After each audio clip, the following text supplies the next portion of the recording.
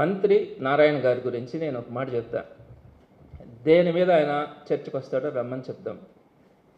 దేని మీద వస్తారో, అప్పుల మీద వస్తారా, కార్పొరేషన్లో జరుగుతున్నటువంటి అవినీతి మీద వస్తారా, లేదా వైఎస్ఆర్సీపీ ప్రభుత్వంలో టీడీపీ ప్రభుత్వంలో వచ్చిన ప్రభుత్వ ఉద్యోగాల గురించి వస్తారా, ప్రభుత్వ ఉద్యోగాలకు సంబంధించి బెనిఫిట్స్ మీద వస్తారా, సంక్షేమ పథకాల మీద వస్తారా, ఆదాయం మీద ప్రభుత్వం అప్పట్లో ఎంత ఆదాయం జిఎస్డిపి ఎలా ఉంది, ఇప్పుడు ఎంత ఉంది, నికర ఆదాయం రాష్ట్ర ప్రభుత్వానికి అప్పుడు ఎంత ఉంది, ఇప్పుడు ఎంత ఉంది, దేని మీద వస్తారు మీరు చెప్పండి సార్.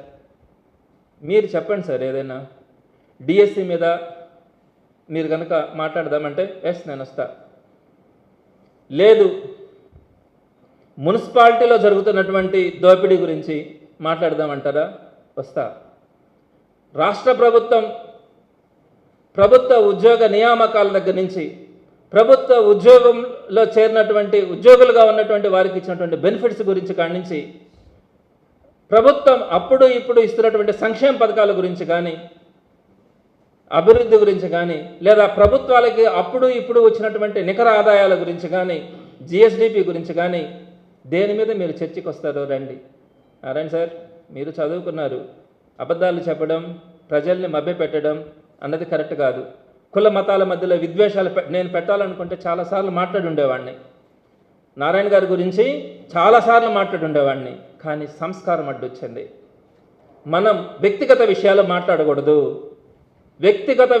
మాట్లాడకూడదు, ప్రజలని రెచ్చగొట్టకూడదు, ప్రజల మధ్యలో విద్వేషాలు కలిగించకూడదు అని నాకు ఎంతమంది ఎన్ని చూపించినా చెప్పినా అవద్దు, మనకి రాజకీయంగా మాట్లాడదాం, ప్రజలకు అవసరమైనవి మాట్లాడదామని చెప్పడం జరిగింది. కానీ మీరు ఏం చేస్తూ ఉన్నారు, మీరు ఏం చేస్తారు మీరు ఆలోచించుకోండి. రాబోయే రోజుల్లో మీరు చాలా వాటికి మీరు సమాధానం చెప్పుకోవాల్సిన పరిస్థితి వస్తుంది. ఇప్పటికైనా కూడా మీరు మీ పద్ధతి మార్చుకొని జగన్మోహన్ రెడ్డి గారిని విమర్శించే స్థాయి మంది కాదని చెప్పి మీరు ఆలోచించుకోవాలా.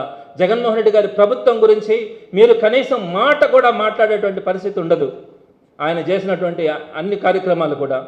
కాబట్టి మీరు చేస్తున్నటువంటి అమరావతిలో ఏం జరుగుతూ ఉంది, అమరావతిలో ల్యాండ్ స్కామ్స్ కానీ, ల్యాండ్ పూలింగ్ విషయంలో కానీ, వేల కోట్ల రూపాయలు మీరు అప్పులు తెచ్చినటువంటి దానిలో మీరు ఏదైతే సెల్ఫ్ సస్టైన్ సిటీని మీరు తయారు చేస్తూ ఉన్నారు అని చెప్పి ఆ సెల్ఫ్ సస్టైన్ సిటీ అనే పేరుతో మీరు ఏ విధంగా దాన్ని సెల్ఫ్ సస్టైన్ చేయగలరో, ఈ అప్పులను ఎలా తీరుస్తారో, దాని మీద మీరు ఎంత కమిషన్లు, ఎంత పర్సంటేజీలు మీరు అడ్వాన్సులు ఇచ్చి మీరు తీసుకున్నారో,